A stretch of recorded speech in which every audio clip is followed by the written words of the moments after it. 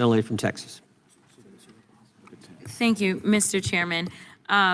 You know, I think I just want to kind of distill down what my colleague, Ms. Jayapal, was talking about, and I am definitely going to yield some time to her.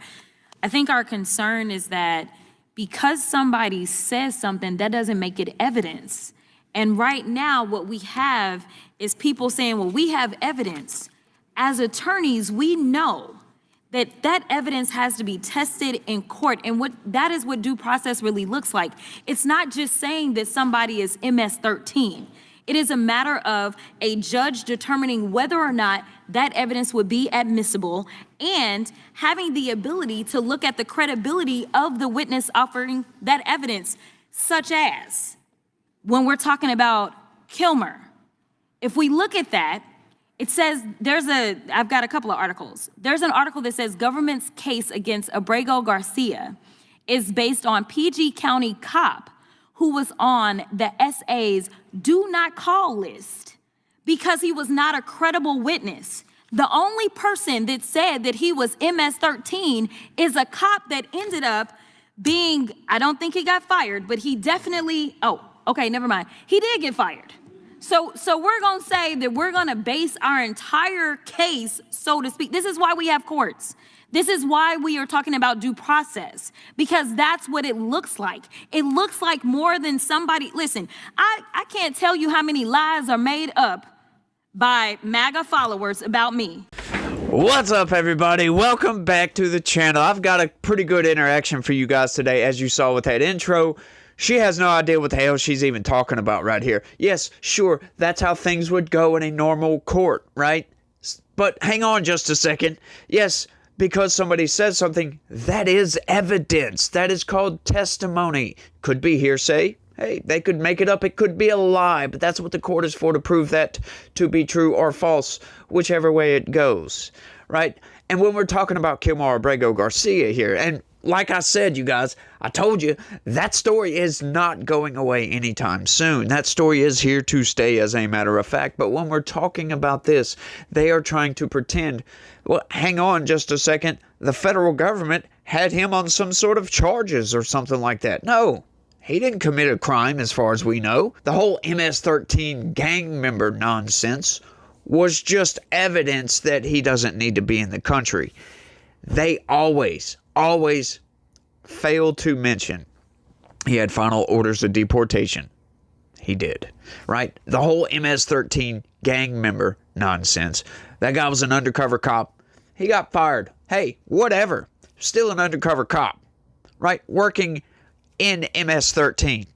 Hang on just a second. Okay, so that was good enough for not only an immigration judge, but a 3-judge appellate panel all deemed him MS-13 enough to hold him on bail. That's what that was all about, right? Now, we know all this.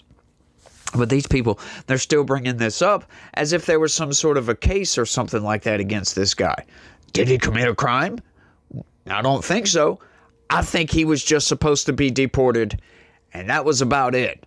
But like I said, I've got another clip to show you guys. We're going to get into this interaction. It's pretty good if you ask me. Let's go ahead and jump right into this thing. Gentleman from California is recognized. Thank you, Mr. Chair. I just wanted to briefly address a point brought up by the representative from Texas, Ms.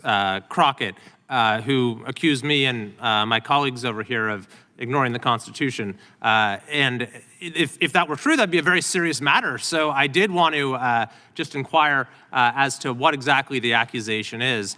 So I'll happily yield to the gentlewoman from Texas if she'd like to respond. Do you believe that someone who has snuck into our country, entered the United States illegally, that the due process requirements for that individual are the same as they are for a U.S. citizen? I thought the question was for me, but it seems like the lawyers on this side or just my entire team knows the answer. Mr. Chairman? Per the Constitution, yes, if you are on our soil, you are guaranteed due process. And the fact that there's even a question is why we are struggling right now. In addition to An additional issue that I have is the executive order that was signed by the president that seemed to get rid of birthright citizenship, which also is laid out in the Constitution, which is why even the most conservative judges have ruled against, there is no one that has ruled that that was okay. Okay, thank you. I don't know if you guys noticed, but she didn't answer the question. She answered a totally different question right there. He asked if an illegal immigrant has the same due process rights as a citizen of the country. Are they the same? No, as a matter of fact, they are not the same. And that depends on the situation. It depends on the context, which he's about to kind of break that down. But you notice she didn't answer that question. She said, yes, they get due process rights. Yeah, if they commit a crime. But that's not what we're talking about when it comes to Kilmar Abrego Garcia. That's not what we're talking about at all. Right? As a matter of fact, criminal aliens get a whole different set of due process just for being criminal aliens that we do not get at all because we are U.S. citizens. We are supposed to be here. They have a whole set of due process that they get to say whether they can stay or got to go.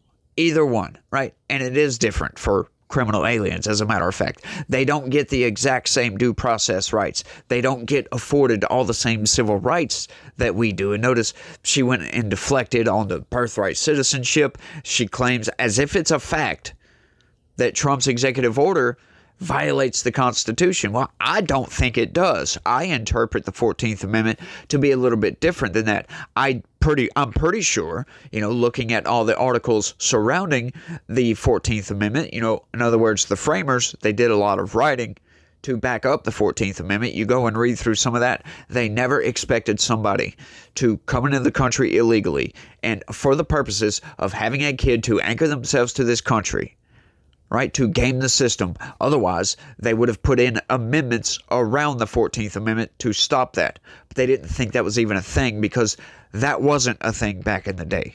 People didn't do that. That was just absurd. They didn't even think that would ever be a possibility. Was that short-sightedness on the framers' part? Maybe. Maybe not, right? Nobody would think that somebody would actually try to game the system in that fashion. It's just weird, if you ask me. But let's keep going. You're welcome. So- Thank you. That's simply untrue. The Supreme Court has made it very clear that due process is a context-dependent inquiry.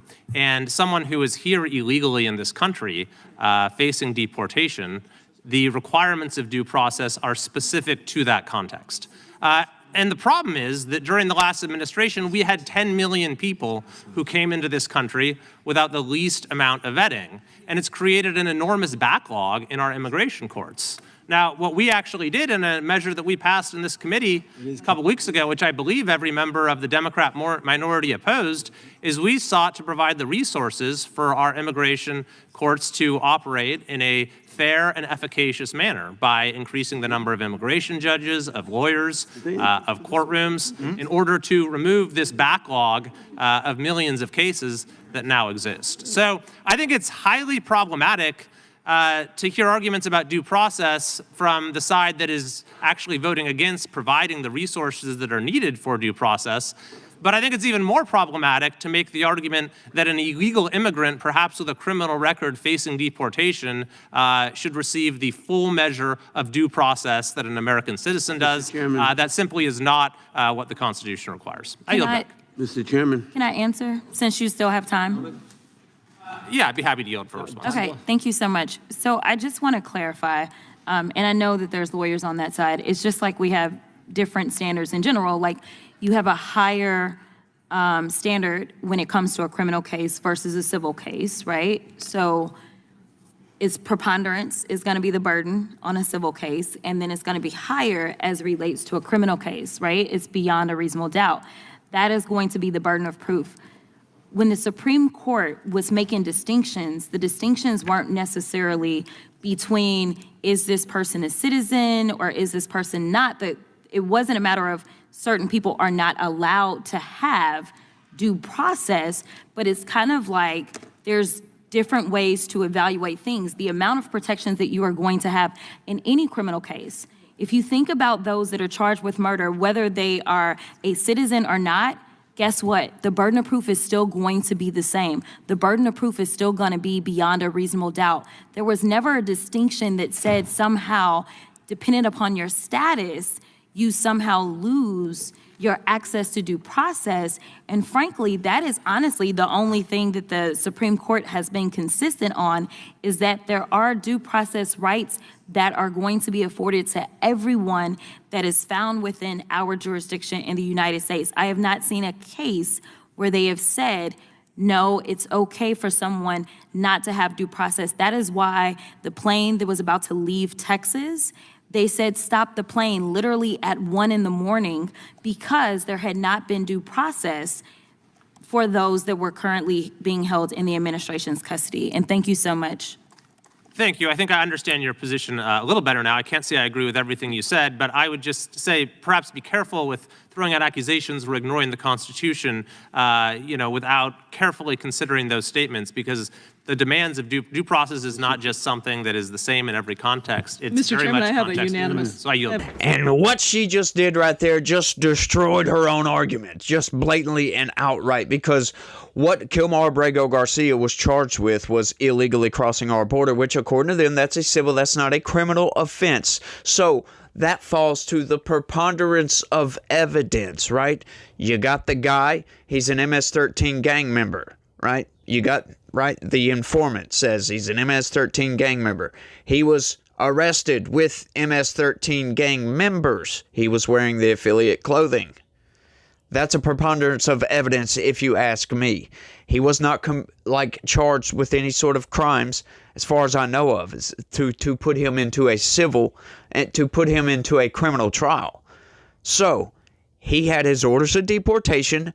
Then he was caught with MS-13 gang members wearing their clothing, and also we had, to back all that up, testimony from an undercover cop saying he was an MS-13 gang member, and there you go. I believe that's plenty of evidence, if you ask me, for a preponderance to boot this guy out of the freaking country. But Democrats, they don't want to let this one go because, hang on just a second, we had an administrative error because we forgot to give the guy an interview to let him know that, hang on, the situation has changed. That stay on your deportation to going to El Salvador has been resolved, as a matter of fact, because the gang that's operating in El Salvador, they've all been arrested. So you no longer have fear of persecution.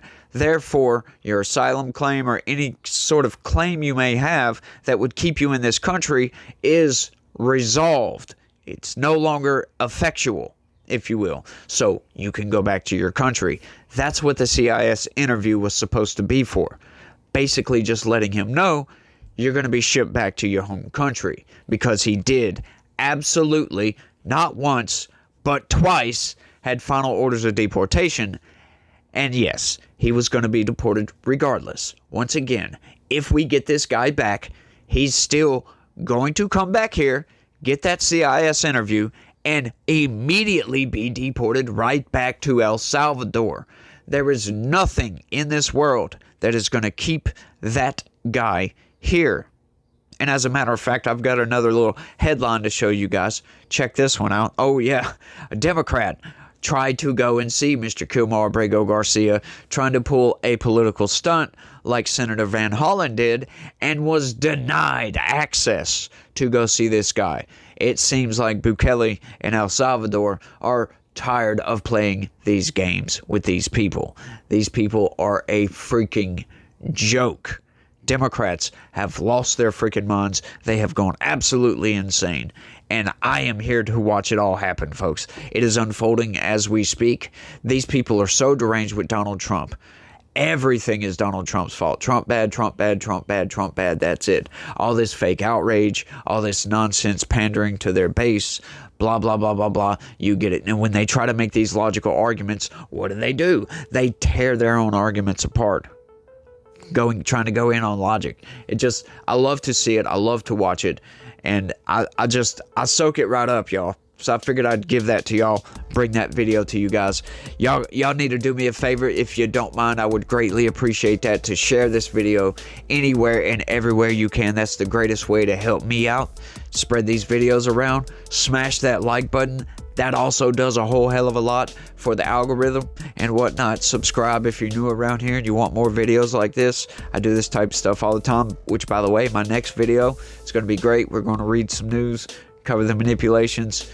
It's going to be a good video, so y'all make sure and check that out. It'll be up at 9 o'clock in the morning, so y'all make sure and stay tuned.